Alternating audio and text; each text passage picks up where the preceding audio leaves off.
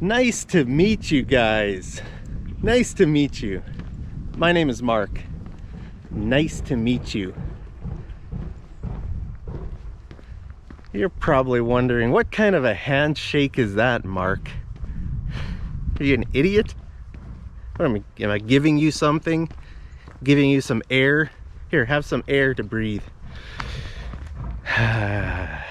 Well, guys, I was recently at a car dealership, and I walked into the car dealership, and there was a guy there who gave me a handshake like that. He stretched out his hand like that. Literally like that. Most handshakes are like this, right? Nice to meet you. This guy's was like that. I always find that a little bit obnoxious, because I find that people who work in sales, they're always greeting people, right? And one thing you learn when you do sales, I don't have much sales experience, but I have a bit.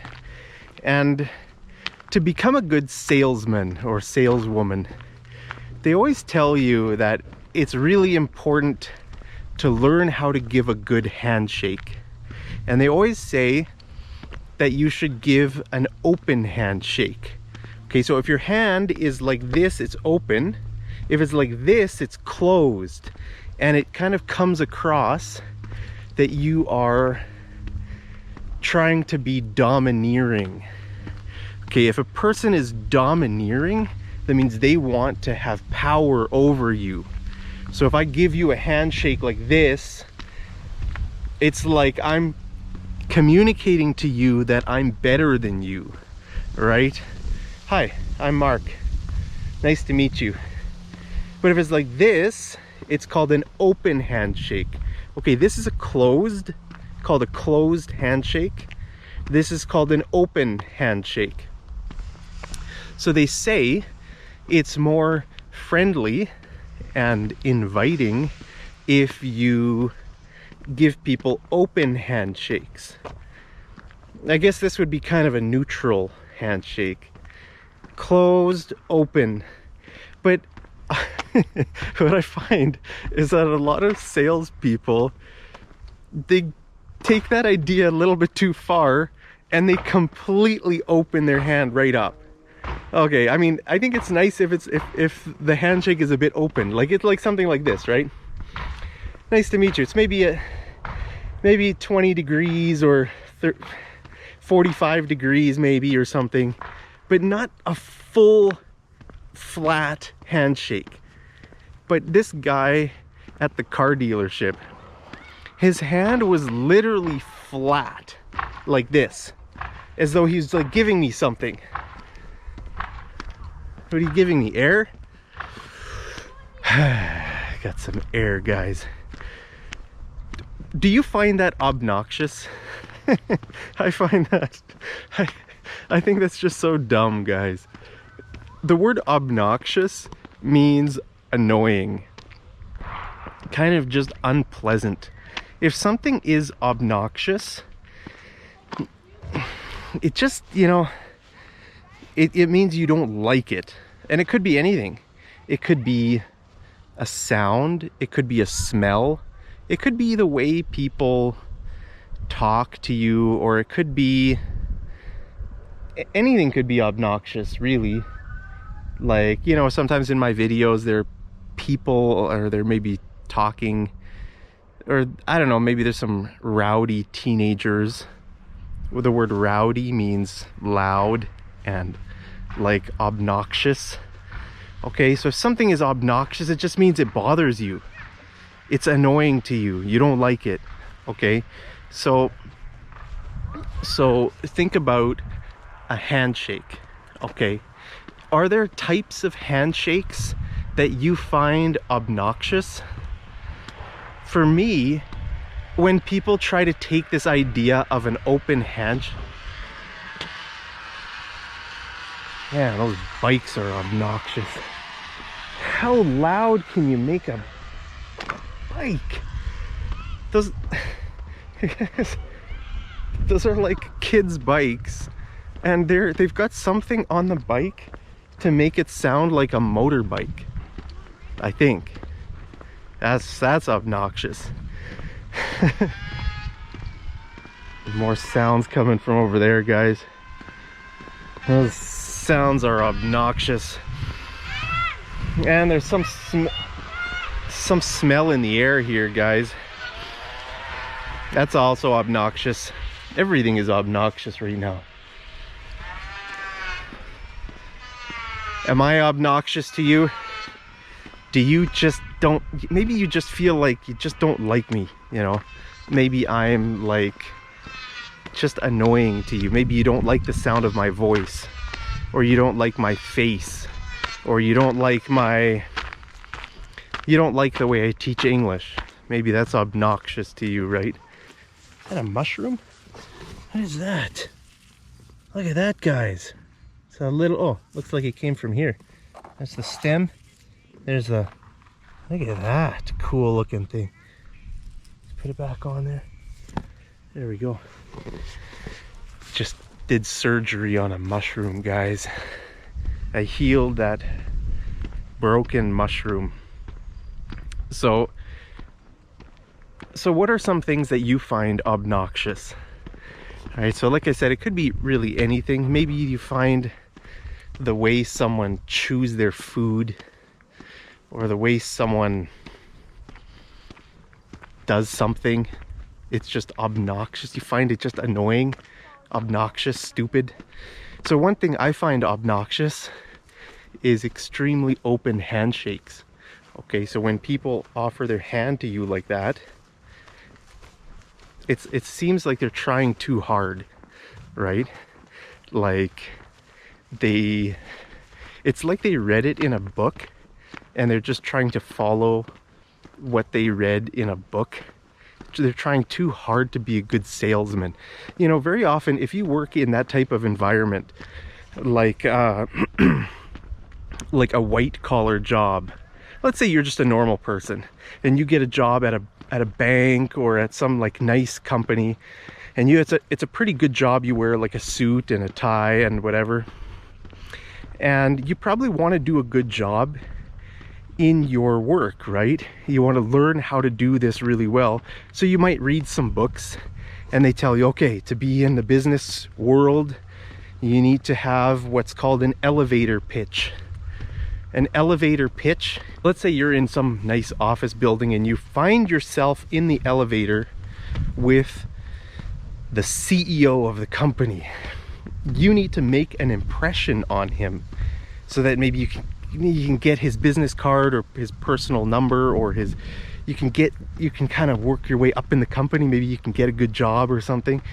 So they say you need to have an elevator pitch prepared that's going to be about 10 seconds or 20 seconds, because from the time your elevator starts going up and you realize who this person is, you need to impress them. How are you going to impress them in like 10 seconds? So people, all these, you know, sales or these white collar workers, the word white collar means you have a professional job. Okay, so you know, how are you going to impress that person? And so you think about it. What could I say? How can I introduce myself? What can I say that will make that person remember me? So a lot of the people in that environment, that work environment, they try to kind of do these stupid things like learning an elevator pitch, memorizing what they're going to say if they run into someone important, or they try to figure out how they're going to shake someone's hand, how firmly to shake someone's hand. They try to reduce success to those things, right? I don't know, guys. I'm not really into those things. If you ever meet me, just give me a hug, you know, or shake my hand if you're more comfortable with that. I don't care if it's a soft handshake or a hard handshake. I don't care if it's open or closed. Well, maybe if it's like that, that'd be a weird handshake. Hi, nice to meet you, Mark. No, I mean, like, I don't know. I would say like that's normal. maybe a little bit open would be kind of nice. But I don't know. I don't reduce these things to a science. However it happens, it happens. You know, I'm not overly worried about it. So anyway, I just find that obnoxious because I was in the car dealership. I was looking for like, I was thinking about buying a small car, something that's kind of nice and fuel efficient. So I can do some driving, maybe do some trips to the mountains, or, you know, just even something like an SUV, a smaller SUV like this. What's this, a Taos? Or is this the Atlas? VW. It's a bit bigger than the, oh, it is the Taos. That's the Taos. So got a VW Taos, that's a smaller SUV. And then up here I see we've got a Kia Soul coming up. So Kia Souls are really small as well. They're, you know, they'd be pretty good on gas. So just something to putter around town in, you know. To putter around town means you just driving around town. You don't need a big truck, you don't need a big SUV, you just need something small, right? Like, I think actually the Kia Soul is a perfect vehicle for puttering around town. That'd be nice. Or I don't know, cars. See, I kind of don't want to buy a car because cars they're a little bit too low to the ground. And here in Canada in the winter, it's nice to sit a little bit higher, because if it snows, and it snows every winter, it snows a lot usually, so if the snow plows haven't gone down the road yet, then you tend to get stuck in the snow, because an average car has a ground clearance of like maybe 5 to 6 inches. Okay, ground clearance means how far the ground is from the bottom of the car. So if you're driving over rocks or snow or that kind of thing, you want some more ground clearance, right? So the average car is about 5 or 6 inches, but the average SUV, it gives you a few extra inches there. Usually an SUV is like 7 to 8 inches. Okay, so the Kia Soul, that is actually considered, I guess, what they call a crossover. Okay, so they don't call it a car, they call it like an SUV or a crossover. And it has, the Kia Soul would have probably 7 inches of ground clearance. So usually in a truck, like a, you know, a nice truck would be, let's see if I can find a nice truck here. You'd have a ground clearance of probably a few more inches than a typical SUV. So like, you might have 9, 10, 11, maybe 12 inches of ground clearance, depending on the SUV. I would say maybe, or sorry, depending on the truck.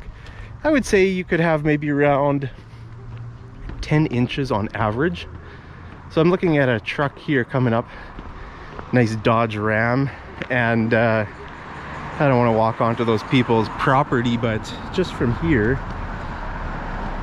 you can see there's quite a bit of ground clearance under there. I would say there's almost a foot. Maybe there's a foot. A foot is 12 inches. So there's probably about a foot. The dog guys behind that fence. So I would say there's probably about a foot. Guys, this dog the dog wants to eat me for lunch. I tell you. Good thing there's a fence here, as I would have been eaten. I would have been the hot dog, not him, right? He'd eat me as a hot dog for lunch.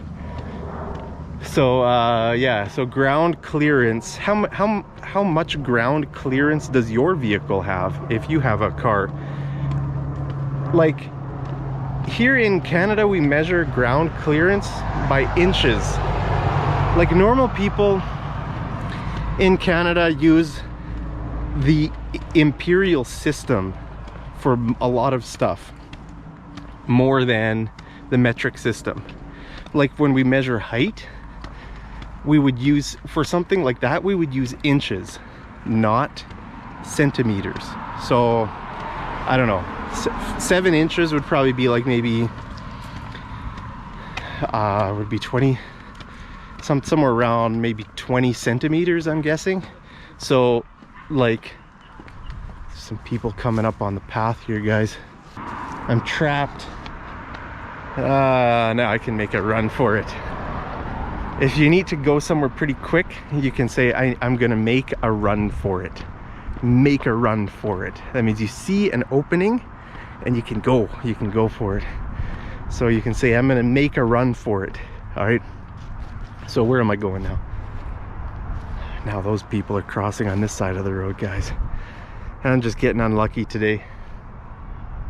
So it's enough of my rambling for today, guys. I should just end the video, but I just wanted to talk about that, teach you that ground clearance. Usually we measure that type of thing in inches, not centimeters. So how did I get talking about that? Oh, about the car salesman. Yeah, so I went to get a car. I was thinking about getting a car, not a car, but like more like maybe a small crossover, like the Hyundai Venue or the Kia Soul, or something with a little bit extra ground clearance, because in this winter the snow plows, they come and clear off the roads usually early in the morning, like maybe 4, 5, 6 a.m. There'll be a snow plow clearing off all the snow. But if you need to drive somewhere at night, or if you need to drive somewhere in the day when they haven't cleared the roads yet, because when it snows, I mean, the snow plows can't go all over the city right away. It takes them the whole day to clear the roads, right? I mean, a city has only a few snow plows. A city doesn't have like a million snow plows, right? So you have to wait. So if the snow is like this high on the street, right, what are you gonna do? Are you just gonna drive your little car, your little Honda Civic or something like that, over the snow? No, you can't. It's hard. You're gonna get stuck.